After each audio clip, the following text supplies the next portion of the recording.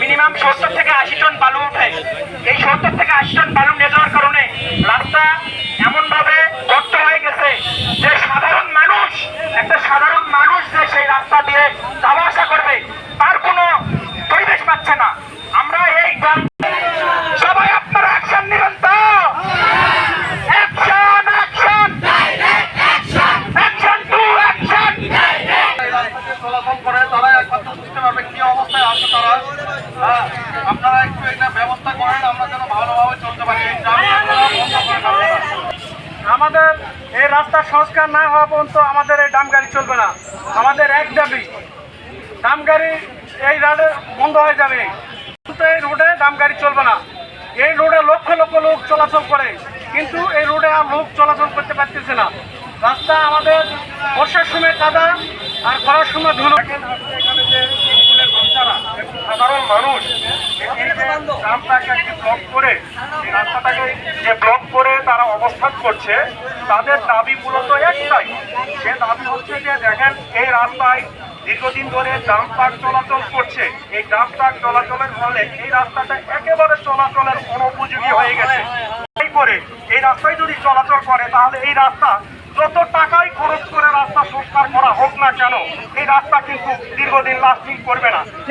তাই অনুরোধ জানাচ্ছি যে এই রাস্তায় যেন কিছুতেই ডাম্প ট্রাক চলাচল না করে। এই ব্যাপারে প্রশাসনের সুদৃষ্টি কামনা করছি। যার সেন্টারও কিন্তু এই কেন্দ্র, এই Patnitala technical school and college. তাহলে এই স্কুল অ্যান্ড কলেজে কিভাবে প্রশ্নপত্র আনা নেওয়া করবে, কিভাবে ছাত্রছাত্রীরা স্কুলে বা কলেজে পরীক্ষা দিতে যাবে।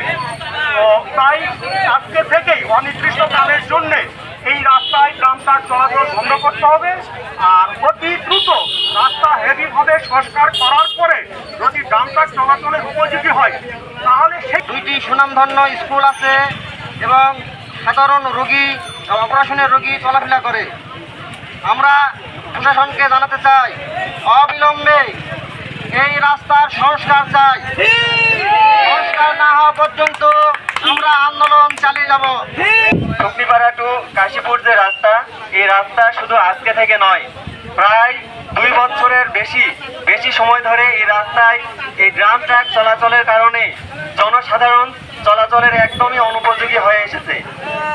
বর্তমান শুধু আজকে এই প্রতিবাদ নয়, এর আগেও দফায় দফায় আমরা অনেকবার প্রতিবাদ করেছি, কিন্তু প্রশাসনের কোনো কার্যকর ভূমিকা আমরা দেখতে পাই নাই। শুধু আমাদেরকে আশ্বাস দিয়ে গিয়েছে এবং শুধু বলে যে মানে রাস্তা দিয়ে এই রাস্তার এই খারাপ দশার জন্য এই পত্নীতলা টেকনিক্যাল স্কুল অ্যান্ড কলেজের অধিকাংশ স্টুডেন্ট কমে গিয়েছে। এটা শুধুমাত্র মুখে না, এটা প্রমাণিত। আপনারা চাইলে দেখতে পারেন যে এলাকার অধিকাংশ শিক্ষার্থী স্কুল থেকে এই স্কুলে আর ভর্তি করাচ্ছে না বাইরের গার্জিয়ানরা। তো আপনাদের সকলকে অনুরোধ করব